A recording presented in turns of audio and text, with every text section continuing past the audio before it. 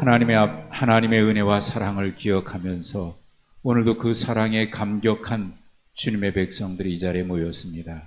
하나님, 감사함으로 예배하고 그 사랑에 감격함으로 예배하오니 하나님, 우리의 예배를 받아 주시옵소서. 하나님, 우리 속에 있는 연약함과 부족함이 많습니다. 그럼에도 불구하고 우리를 이토록 사랑하신 그 사랑에 감사하여 주님 앞에 엎드려 싸우니 하나님, 오늘도 말씀으로 다가오셔서 우리의 상한 심령을 치료해 주시고 우리 속에 있는 아픔을 회복시켜 주시며 싸매시고 감싸 주시는 은혜로 주님, 이 시간 주님의 종들에게 하늘의 신령한 은혜를 내려 주시옵소서. 말씀을 들을 때에 주님이 나에게 주시는 말씀으로 들을 수 있도록 우리의 귀를 열어주시고 우리의 마음을 열어 받게 하여 주시옵소서. 우리 주님 예수 그리스도 이름으로 기도하옵나이다. 아멘.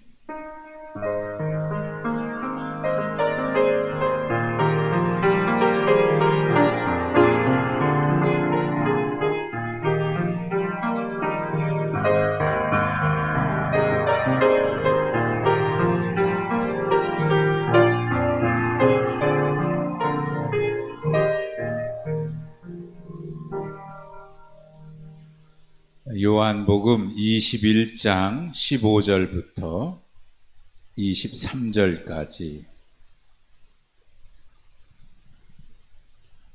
요한복음 21장 15절부터 23절까지입니다.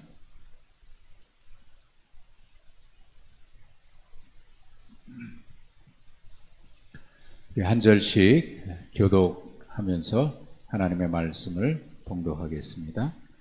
그들이 조반 먹은 후에 예수께서 시몬 베드로에게 이르시되 요한의 아들 시몬아, 내가 이 사람들보다 나를 더 사랑하느냐 하시니 이르되 주님, 그러하나이다. 내가 주님을 사랑하는 줄 주님께서 아시나이다. 이르시되 내 어린 양을 먹이라 하시고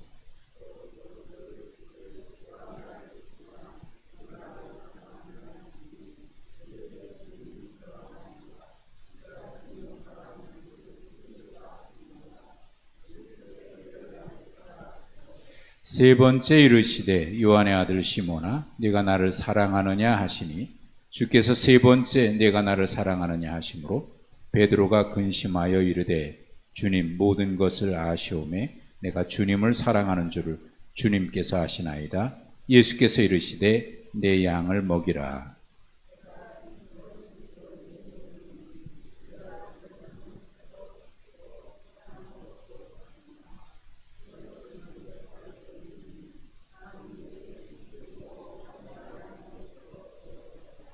이 말씀을 하심은 베드로가 어떠한 죽음으로 하나님께 영광을 돌릴 것을 가리키심이로라. 이 말씀을 하시고 베드로에게 이르시되 나를 따르라 하시니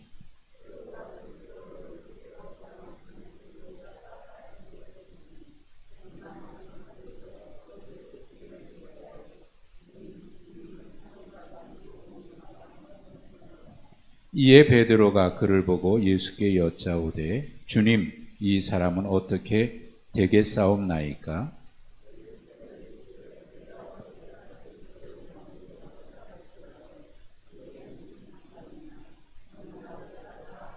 함께 읽습니다. 이 말씀이 형제들에게 나가서 그 제자는 죽지 아니하겠다 하였으나 예수의 말씀은 그가 죽지 않겠다 하신 것이 아니라 내가 올 때까지 그를 머물게 하고자 할지라도 내게 무슨 상관이냐 하신 것이러라. 아멘. 여러분 하루 잘 지내셨지요? 그리고 요즘에는 아침 저녁으로는 한결 시원해졌습니다. 계절이 이 무더위가 언제 갈까 싶었는데 영락 없이 계절이 흘러가고 있어요. 참 시간의 흐름이라고 하는 게 참 놀랍습니다. 계절의 변화도 놀랍고 그렇습니다. 아무리 힘들고 어려워도 다 때가 있고 또 힘들 때가 있으면 좋을 때가 있고 눈물을 흘릴 때가 있으면 또 웃을 때도 있고, 심을 때가 있으면 거둘 때가 있고, 계절의 변화를 보면서 하나님의 섭리를 느끼게 됩니다. 오늘 21장 요한복음을 우리가 보셨는데 1월부터 요한복음을 보기 시작해서 오늘 마지막 시간이에요. 마지막 시간인데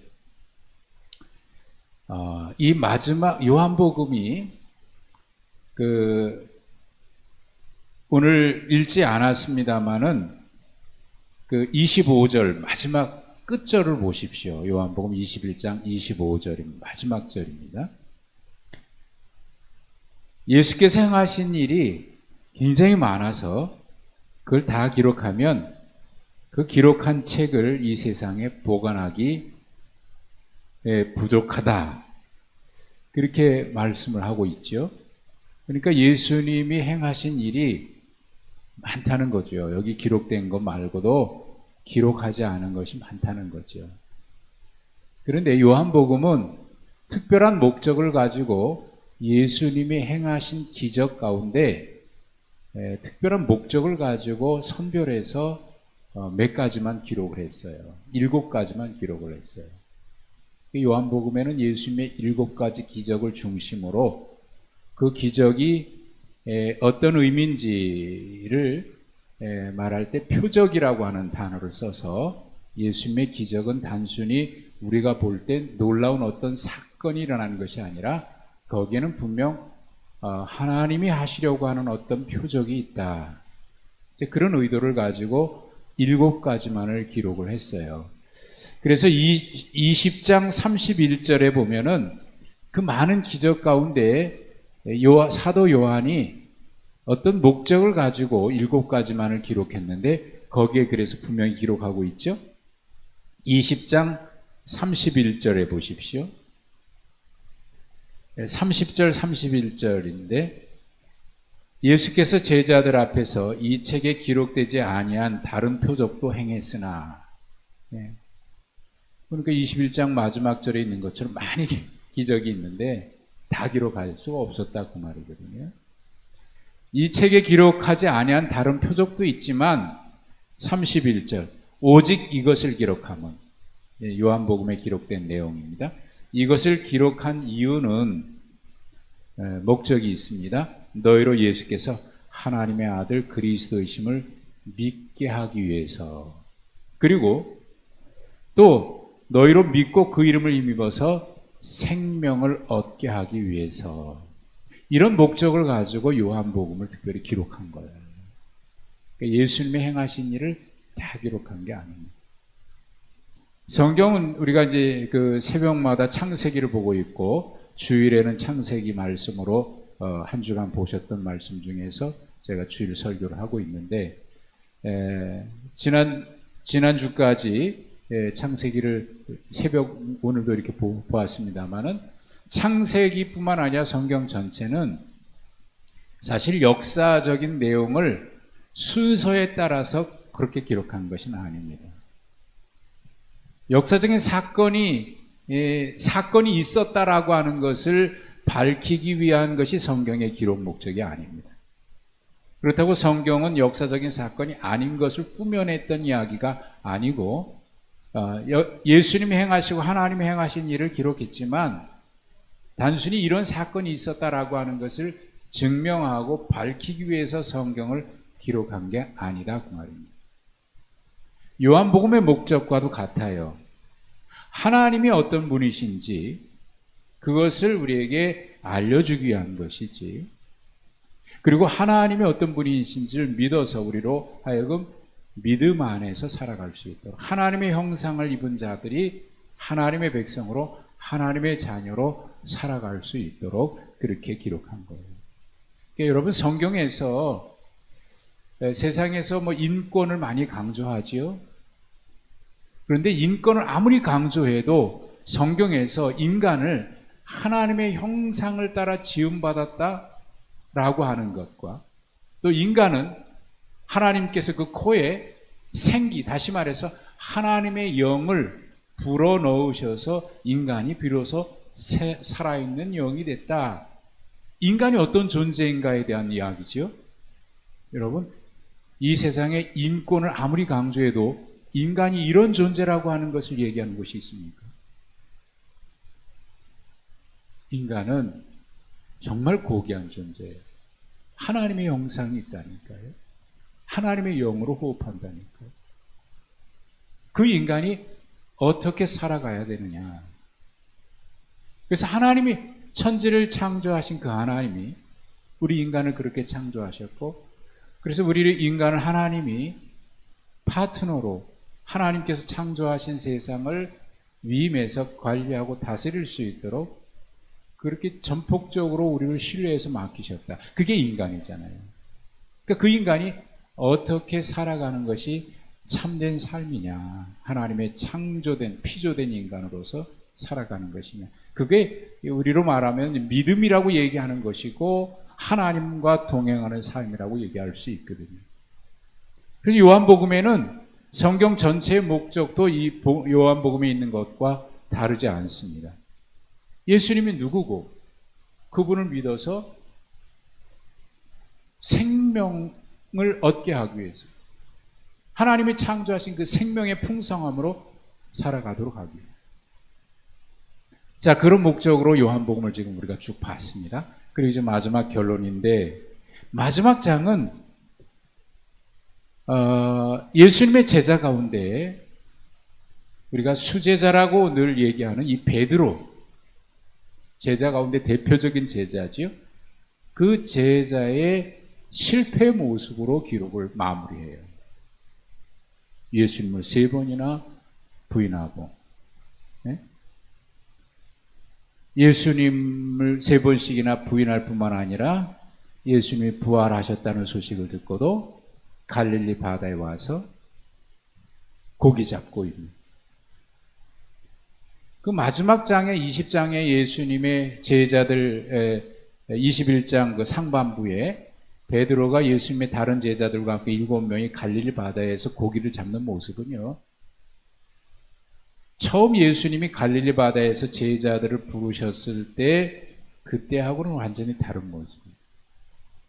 그때는 고기를 잡기 위해서 그 나름대로는 열심히 고기를 잡기 위해서 노력했던 모습이에요. 근데 21장에 나와 있는 모습은 사실 고기를 잡으려고 그 바닷가에 나갔다고 보기는 좀 어려울 만큼 그들은 뭔가 모든 것을 포기한 사람처럼 에이, 고기나 잡으러 가자.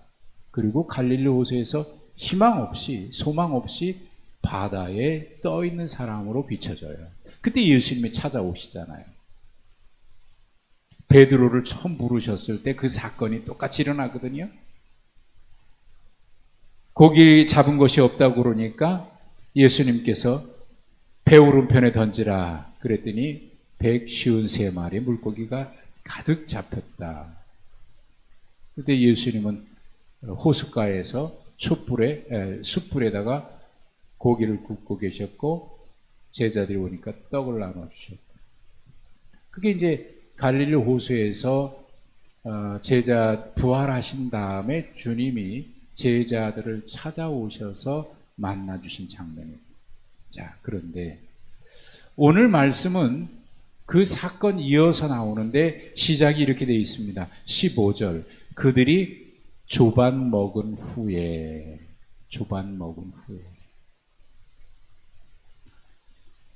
지금 지난주에도 말씀을 드렸습니다마는 예수님이 그 갈릴리 호숫가에서 숯불 피워놓고 거기에 생선을 구워놓고 또 떡을 제자들에게 나누고, 그게 이제 그날 아침 새벽쯤에 밝아오면서 제자들과 함께 예수님이 식탁을 나눈 거거든요.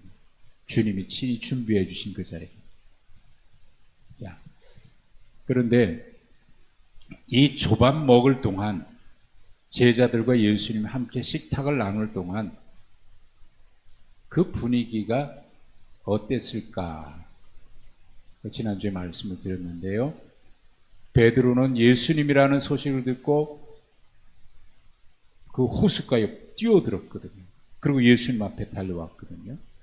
그런데 예수님 앞에 딱 서자마자 베드로는 그때부터 말이 없습니다.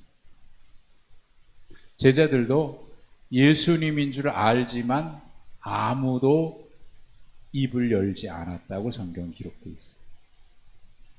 그렇게 침묵 속에 아침 식사를 하는 이 분위기가 어땠을까요? 특별히 성경은 다른 제자보다 베드로에 대해서 초점이 맞춰 있어요. 베드로는 그 아침 식탁, 예수님이 차려주신 식탁에 마주 앉아서 예수님과 함께 먹으면서 무슨 생각을 했을까요? 무슨 생각을 했을까요?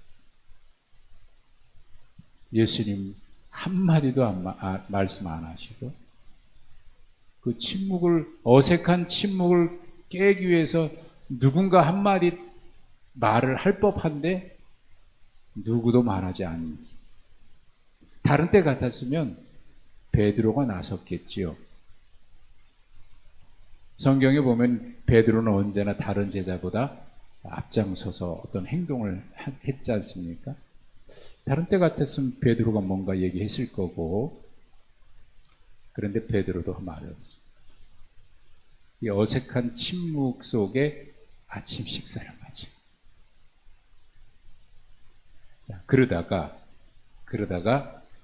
아침 조반 먹은 후에 예수께서 시몬 베드로를 바라보시면서 드디어 예수님이 이 침묵을 깨십니다. 이 조용한 침묵을 깨셔요. 베드로를 바라보시면서 이렇게 말씀하셨어요. 아마 저는 베드로를 예수님이 바라보시면서 입을 여시기 전에 베드로의 마음이 궁금해요. 예수님의 눈을 애써 피했을 것 같은데, 눈과 눈이 마주치는 것을 애써 피했을 것 같은데,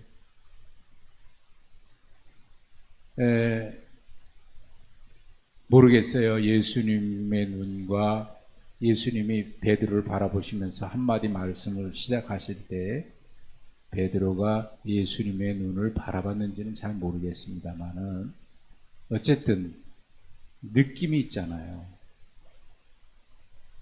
예수님이 뭔가 나에게 말씀하시는 것 같다, 말씀하실 것 같다는 그런 느낌이 있잖아요. 그 느낌을, 그것을 느끼는 순간 베드로의 마음이 어땠을까? 여러분이 생각할 때 어땠을 것 같아요? 베드로가. 지금 베드로는 예수님 3번씩이나 모른다고 부인하고 지금 온 상태잖아요.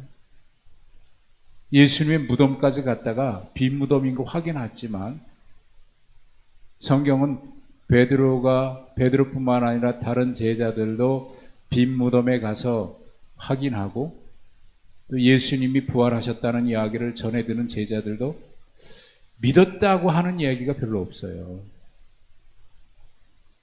그런 중에 지금 예수님과 마주하고 있는데 예수님 뭔가 말씀하시려고 할 때 그때 베드로의 그 마음은 어땠을까? 굉장히 막 가슴이, 그 심장이 막 두근두근 조마조마 막 그러지 않았어요. 그때 예수님이 딱 말씀하시죠. 야 이놈아! 그랬으면 오히려 베드로가 주님 제가 야단 맞을 각오하고 있습니다, 그랬을지 모르겠는데요. 너 그럴 수가 있냐? 너 나 죽으면 죽었지 다른 제자들은 다 부인해도 나는 절대로 부인하지 않겠다고 너 그러지 않았느냐? 너 그런데 왜 그랬니? 라고 물었으면 어쩌면 베드로는 좀 덜 했을지 모르겠는데 그 말씀 안 하시고 이런 말씀 하십니다. 요한의 아들 시몬아, 요한의 아들 시몬아, 네가 이 사람들보다 나를 더 사랑하느냐? 예수님이 베드로에게 요한의 아들 시몬이라고 부르신 적이 언제적인지 모르겠어요.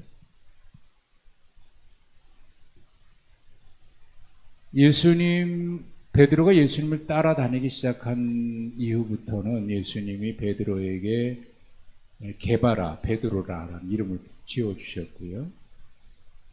그 이후에 요한의 아들 시몬이라고 부른 적이 있었는지 잘 기억이 안 나죠? 그 이후에 예수님은 이 이름을 다시 부른 거예요. 요한의 아들 시몬아. 요한의 아들 시몬. 제 마음속에 기도할 때, 하나님 앞에 기도하는데,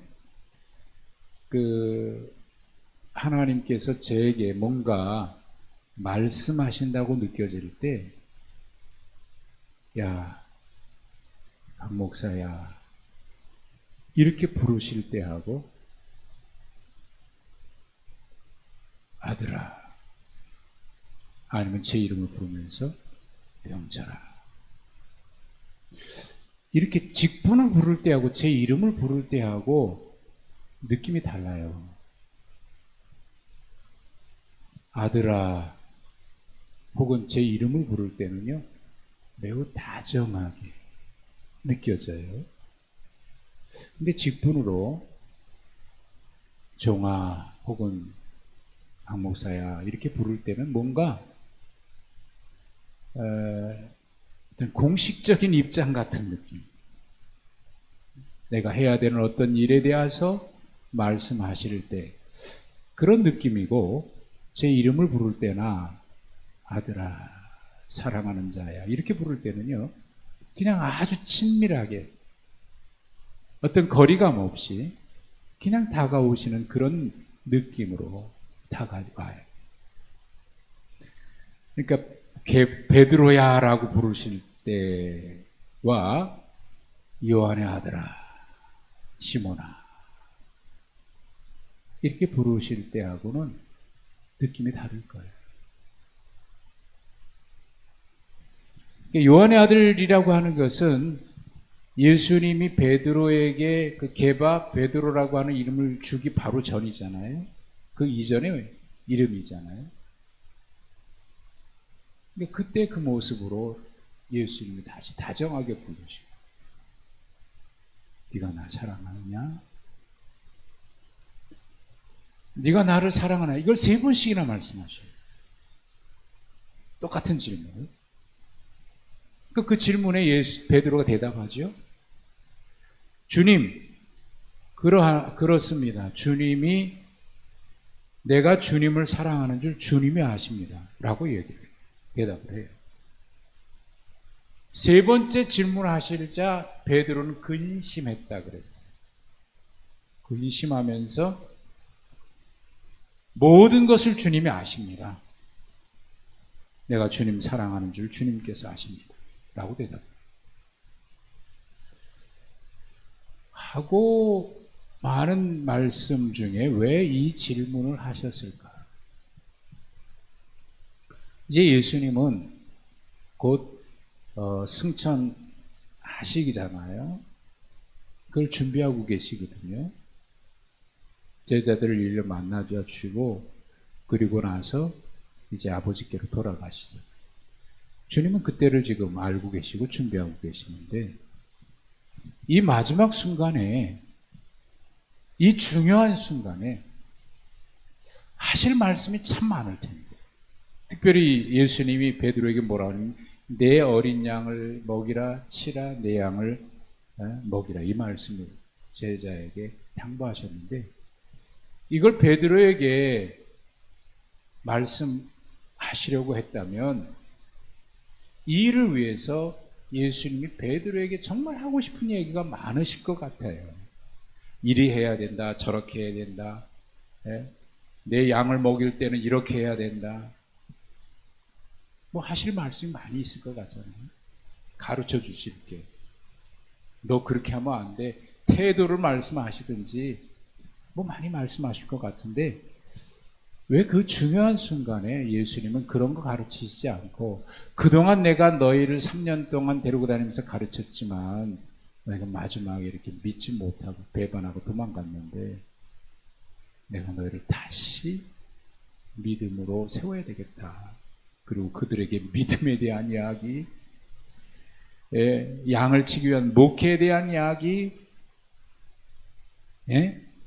그런 지식, 뭐 이런 거 정말 하고 싶은 얘기 많을 것 같은데, 왜냐면 정말 맡길 만한, 믿고 맡길 만한 모습이 참 보이질 않잖아요. 이렇게 실수하고 장담했다가 도망가고 모르겠다고 부인하고 말이죠. 이런 제자에게 내 양을 맡길 수 있을까? 신뢰가 안 가잖아요. 그러면 그들에게 정말 중요한 거 얘기하고 싶을 텐데 예수님은 그 말씀 안 하시고 그냥 한 가지만 얘기해요. 네가 나를 사랑하느냐. 그러고 보면 이게 예수님이 가장 중요하게 생각하신 거 아닐까요? 가장 중요한. 요한복음이 마지막으로 가면 13장부터 예수님이 제자들에게 마지막으로 설교하신 내용이, 다락방 설교 내용이 13장부터 기록이 되어 있잖아요. 제자들의 발을 씻겨주신 이후에, 그리고 마지막 주님과 함께 만찬을 드신 그 장면, 그 이후에 주님이 계속해서 강조하셨던 것은 이거거든요. 13장 34절 35절에 보면 새 계명을 준다 그러시면서 너희가 서로 사랑하라, 내가 너희를 사랑한 것처럼 너희도 서로 사랑해라. 그러면 너희가 내 제자인 것을 사람들이 알게 될 것이다. 사랑에 대한 이야기를 그때도 하셨고요. 그리고 제자들을 위해서 마지막 기도하셨던 요한복음 17장에서 주님이 기도하셨던 것은 이겁니다. 하나님, 내가 아버지와 하나인 것처럼 저들도 하나가 되게 해 주십시오 라고 기도를 하셔요. 그 마지막 기도. 그리고 지금 승천하시기 바로 전에 부활하신 이후에 제자들을 찾아오셔서 특별히 베드로에게 내 양을 먹이고 치라, 그 말씀을, 사명을 주시면서 주님이 베드로에게 질문한 거니, 네가 나를 사랑하는 사랑.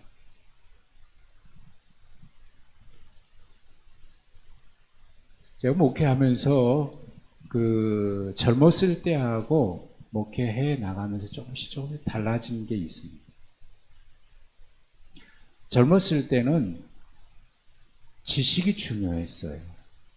어떻게 하면 성경을 지식적으로 다 풀어서 이야기해 줄까? 신학에 대한 이야기도 하고 지식에 대한 이야기를 많이 해요. 조금 지나면서는 목회하면서 했던 경험들이 좀 생겼어요. 그래서 목회하면서 생긴 경험 이야기도 좀 하고요. 뭐 그게 간증이 될 수도 있는 거고, 그런 거죠. 지식이 중요했던 시절이 있었고, 살면서 경험이 중요해졌던 시절이 있었습니다. 아직 마지막은 아닌데, 지금쯤에는 제 마음에 지식도 중요하고 경험도 중요한데, 결국은 사랑이다라는 생각이 들어요. 사랑.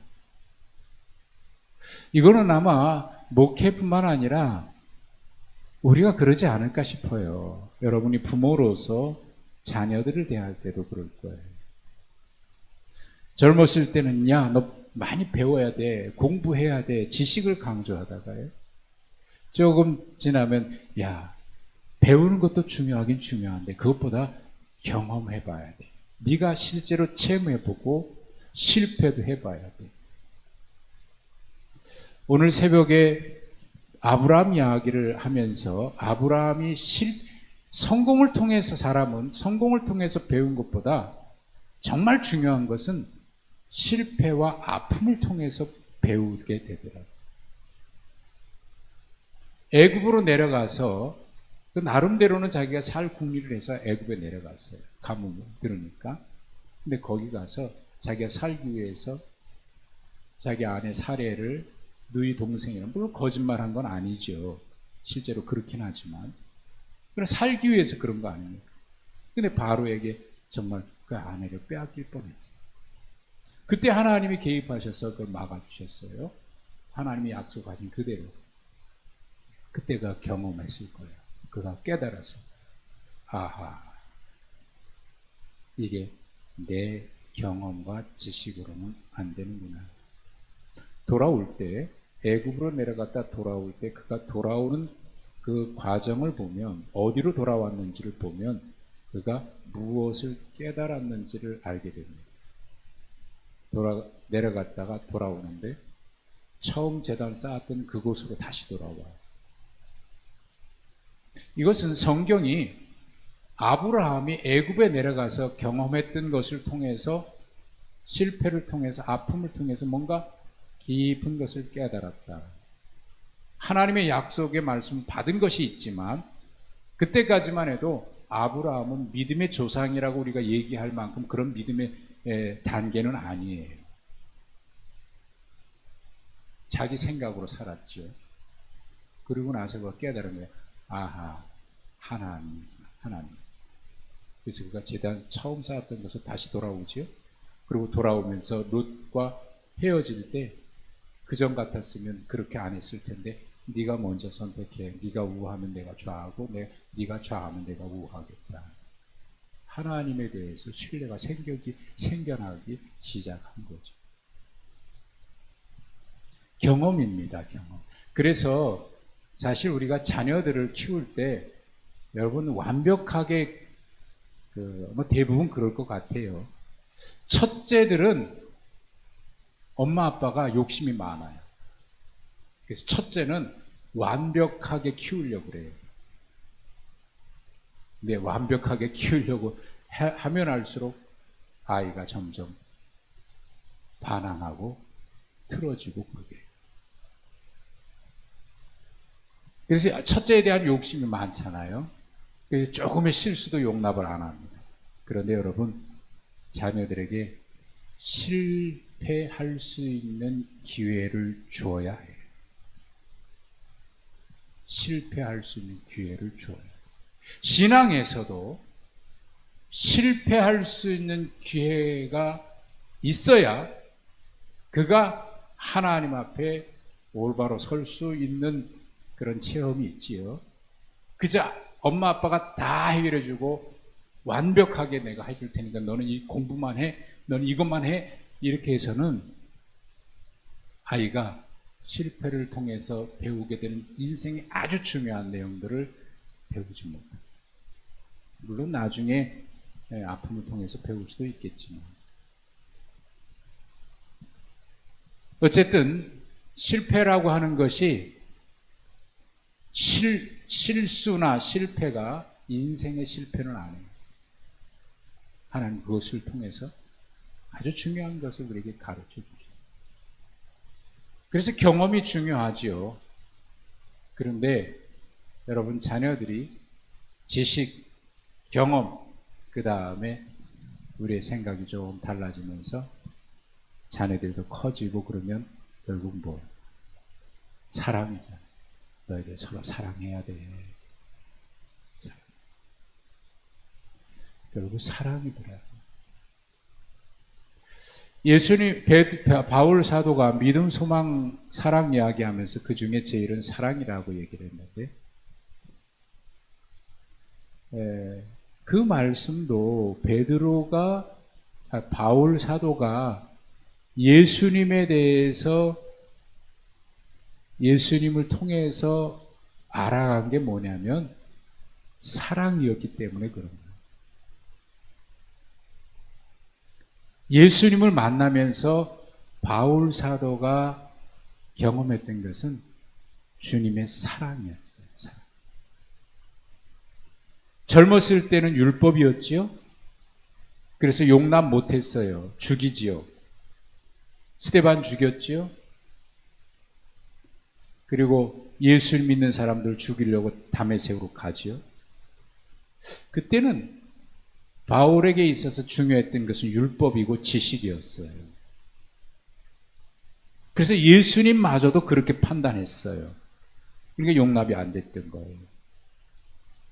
그런데 그 뒤에 그가 이런저런 경험을 통해서 예수님 따라다니고 예수님께 받은 사명 위에서 다니고 그러면서 예수님을 체험하고 부활하신 주님 만나고 그러면서 그가 알게 된 것은 결국 주님은 사랑이셨다. 그러니까 자기를 찾아오셨죠. 자기는 예수님 박해했는데. 로마서에서 고백하잖아요. 하나님의 사랑에서 어떤 것도 끊을 수 없다. 사도 요한이 13장 이후에 사랑에 대한 이야기를 많이 하고 베드로에게 마지막으로 예수님이 사랑 이야기를 하신 것도 보면은 요한은 요한복음에 늘 그렇게 자기 자신을 가리켜서 뭐라고 얘기하냐면 주님의 사랑받는 자녀라고 그래요. 그는 예수님의 사랑 많이 받은 거예요. 아니 다른 제자도 예수님의 사랑 많이 받았죠. 그런데 특별히 요한은 더 그가 예수님에게서 사랑을 많이 느끼지 않았을까. 그래서 자기는 주님의 사랑받는 자녀라는 얘기를 늘 해요. 제자라는 얘기. 그리고 마지막에서도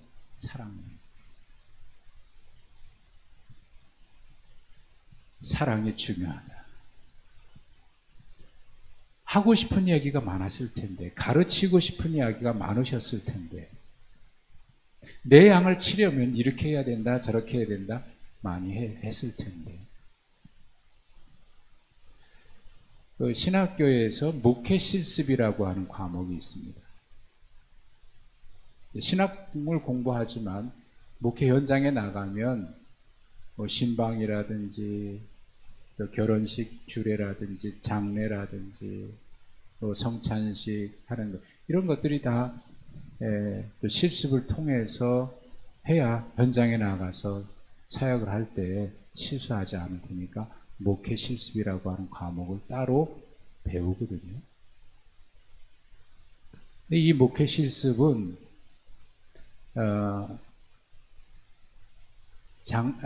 신학교 교수가 하기보다는 목회 하시는 분들 중에 정말 목회자로서 존경받는 그런 분들이 와서 가르치셔요.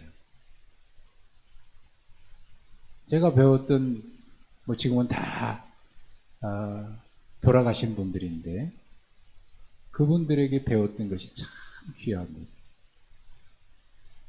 임택진 목사님이라고 청량리 중앙교회에 목회하셨던 분이신데 돌아가신 지가 꽤 되셨죠.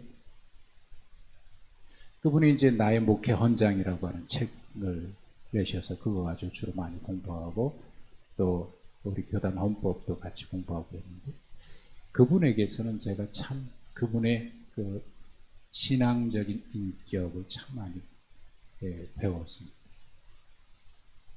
그 겸손하신 인격. 그 어르신이 얼마나 겸손하신지. 그게 참 가슴에 그냥 스며들어요. 목회자의 성품이 저래야 되는 거예요. 그게 막 스며드는 거예요. 그러니까 지식 중요하지 않는 거 아니죠. 제대로 알아야 되죠. 그래서 신학교 처음에는 신학 서적을 공부하느라고 거기에 매달립니다. 그래서 신학적인 이야기를. 그게 중요했어요. 근데 조금 지나다 보니까 지식보다 더 중요한 경험이 매우 중요하겠더라고요. 그것을 통해서 책을 통해서 배우는 것도 중요하지만 살면서 경험하면서 만나면서 그분들과 함께 대화하고 그분의 삶의 모습을 보면서 경험을 많이 경험을 통해서 많은 것을 깨달아요. 그리고 결국 나중에 보니까 주님의 사랑이구나. 주님의 사랑인가. 근데 물론 여기서 예수님께서 베드로에게 질문할 때 네가 나를 사랑하느냐라고 질문하셨을 때 또 베드로가 내가 주님을 사랑합니다라고 대답할 때 그 사랑이라고 하는 단어가 다르게 쓰였어요. 예수님은 베드로에게 네가 나를 사랑하느냐라고 질문할 때 아가파스메 그래요. 아가페의 사랑으로 네가 나를 사랑하냐 그래요. 근데 베드로는 필로세라고 대답해요. 필레오의 사랑으로 사랑합니다. 필레오의 사랑은 인간적인 사랑이 우정의 사랑이거든요. 아가페는 조건 없는 사랑으로 하나님의 사랑을 얘기해요. 근데 두 번 다 그렇게 대답하니까 마지막 예수님이 질문하실 때는 그래 네가 나를 필레오로 사랑하느냐 그렇게 물으셔요. 필레이스메라고 질문하죠. 그러니까 그때도 여전히 베드로는 필로세 대답 똑같이. 그러니까 네가 나를 아가페의 사랑으로 사랑하지 않은 것에 대한 책망이냐 또 이렇게 보는 분도 있습니다. 그런데 저는 그렇게 보고 싶지는 않아요. 저는 오히려 이 베드로에게 질문하셨던 주님의 질문이 너 나한테 그럴 수 있느냐라고 3번 부인한 것에 대해서 3번 물으셨다. 그것은 저도 공감하긴 하는데 그런데 저는 이렇게 봐요. 너 여전히 나 사랑하고 있는 건 맞지? 라고 하는 의도로 그런 뉘앙스로 주님이 베드로에게 물으신 것 같다는 느낌이 저에게는 있습니다. 왜요? 주님은 지금 베드로를 책망하기 위해서 오신 게 아니고 그의 상처를 싸매고 그를 회복시키셔서 그로 하여금 하나님께서 맡기신 양을 치도록 하기 위해서 그 상처를 싸매기 위해서. 여러분, 베드로가 이 실패의 아픔이 치유되지 않았다면 베드로는 촛불을 보면 떠오르는 아픔이 있었을 겁니다. 숯불을 보면. 그래서 예수님이 베드로를 앞에 두고 숯불을 피우고 거기에 생선을 떡을 나눠주는 것은 베드로의 그 아픔의 그 파노라마처럼 쫙 펼쳐진 거 아닙니까? 기억하고 싶지 않은 그 장면. 그게 만약에 치유되지 않았다면요, 앞으로 그가 사역하면서 불쑥불쑥 어떤 장면에서 자기 아픔이 떠오를 거예요. 그게 치유되지 않으면요, 그 상처가 다른 작용으로 나타날 수 있어요. 부작용. 그래서 주님은 그걸 치료해 주시기 위해서 오시고. 그래서 주님이 베드로에게 물은 것은 3번 부인한 것에 대해서 3번 물으셨다. 그래요. 그건 맞는 것 같은데 그런데 뉘앙스가 너 나를 필레오로 사랑했냐? 아가페로 사랑하지 않고 그래. 너는 그런 존재니까 나를 필레오로 사랑해라. 그렇게 마지막으로 바꾸셔서 베드로에게 질문했고 베드로가 그렇게 대답했다라기보다는 저는 그 뉘앙스가 이랬을 것 같은 그렇게 주님이 다정하게 베드로에게 말씀하셨을 것 같은 느낌이 있습니다. 너 그렇게 실수했지만 여전히 나 사랑하고 있는 거 맞지?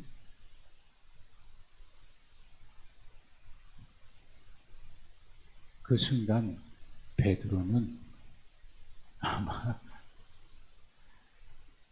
지난번에도 말씀드렸는데 베드로가 예수님 3번 부인했을 때 닭이 울었잖아요. 그때 다른 복음서에서는 그 집에서 뛰쳐나가서 통곡했다 그랬는데 요한복음에는 통곡했다는 얘기가 없거든요.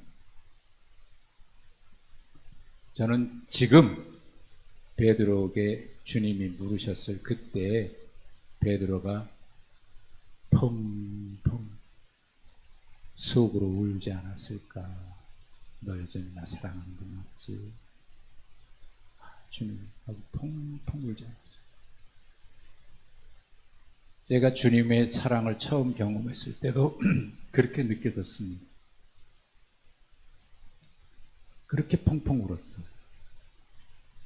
주님이 뭐라고 책망하신 것도 아닌데 제가 그렇다고 완벽하게 회개를 한 것도 아닌데 그냥 느껴졌어요. 그냥 그것이 감사했어요. 그냥 걷잡을 수 없는 눈물이 흐르더라고요. 그 사람. 그리고 난 뒤에 제게서 더 이상 회개하지 못한 것에 대해서 이거 회개하지 못한 거 하나님 용서받지 못하면 어떡할까? 그런 두려움이 사라지고요. 그저 감사한 것뿐. 주님이 감사해요. 사랑에 감사했어요. 그래서 질문했어요. 주님, 제가 이제 어떻게 살까요? 베드로에게 주님 말씀하십니다. 네가 젊어서는 스스로 띠뜨고 다녔는데 늙어서는 네 팔을 벌리니 남이 너를 띠띠우고 원하지 않은 곳으로 데려가리라. 이 말씀 베드로가 어떻게 죽을 것에 대한 말씀이라고 뒤에 설명이 덧붙여 있습니다. 그리고 난 뒤에 나를 따르라. 베드로가 묻습니다. 주님, 저 제자는 어떻게 됩니까? 사랑하는 제자 요한이죠. 주님 말씀하셔요. 내가 올 때까지 그를 머물게 하게 할지라도 내게 무슨 상관이 있냐? 너는 나를 따르라. 이 말씀이 형제들에게 가서 제자 죽지 않는다라고 했는데 그 말이 아니라 주님의 말씀은 이거예요. 나는 너에게 저 제자 같은 제자가 되기를 원하는 게 아니라 나는 네가 되기를 원한다. 여러분, 남이 그렇게 산다고 나도 똑같이 살아야 되는 게 아닙니다. 그 사람이 그렇게 했으니까 나도 그렇게 헌신해야 되는 건 아닙니다. 헌신은 같지만 사역은 다를 수 있고요. 일도 다를 수 있어요. 모두가 다 똑같은 길을 가는 건 아닙니다. 각자 하나님이 부르신 그 현장에서 너는 나를 따르라. 저 사람이 저렇게 했으니까 나도 저렇게 해야지. 저 사람은 저렇게 안 했으니까 내가 뭐 혼자 잘났다고 남들 안 하는데 나라고 뭐 유별나게 특별나가지고 하냐? 남들은 헌신 안 하는데 내가 무슨 저 사람보다 잘났다고 내가 해야 되냐? 그게 아니에요. 그 사람이 했든지 안 했든지 누가 나보다 안 하고 뺀질거리든지 말든지 그 사람이 더 열심을 냈든지 아니든지 그것 때문에 내가 하고 말고가 아니라 저 사람 때문에 내가 하고 저 사람 때문에 내가 안 하고가 아니라 기준이 거기 있어서는 안 된다 그 말이에요. 오직 주님의 부르심 앞에 내가 어디까지 이렇든지 사도 바울의 고백처럼 말이죠. 감사함으로 그 사람 깨달았대. 주님, 저는 이 일로 헌신하겠습니다. 주님은 남들과 비교를 통해서 우리를 칭찬하고 책망하지 않습니다. 내가 할 수 있는 그 일에 내가 하나님 앞에 어떤 태도를 가지고 있느냐. 한 달란트 받은 자에게는 한 달란트를 요구하실 것이고요. 5달란트 받은 자, 2달란트 받은 자에게는 하나님이 또 그에게 요구하시는 것이 있을 겁니다. 그래서 크든 적든지 적은 일에 충성하는 자에게 하나님은 아버지의 그 잔치에 참여할 수 있는 그런 축복을 주시죠. 신앙생활은 그런 것입니다. 은혜에 대한 감사, 내가 받은 사랑에 대한 감사, 그리고 나를 부르신 은혜에 대한 순종, 그렇게 감사함으로 주님을 따르는 것입니다. 맡긴 사역이 기능보다 더 중요한 것은 사랑이었습니다. 네가 나를 사랑하느냐? 3번이나 물으셨던 것도 바로 그 때문이라고 저는 생각합니다.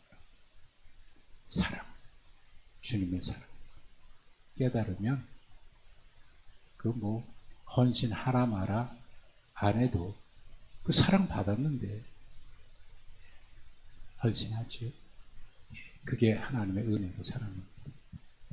우리가 주님 앞에 이런 믿음으로 주님을 섬겨갈 수 있었으면 좋겠습니다. 하나님 아버지 감사합니다. 참 감사하고 감사합니다. 그 사랑에 감사하고 감격해서 오늘도 주님 앞에 나와 예배하며 주께서 우리에게 맡기신 그 사랑, 깨달은 대로 받은 사랑대로 감격한 대로 주께서 나에게 요구하시는 대로 순종하며 기쁨으로 살아 응답하는 우리의 삶이 되게 하여 주옵소서. 예수님의 이름으로 기도하옵나이다. 아멘.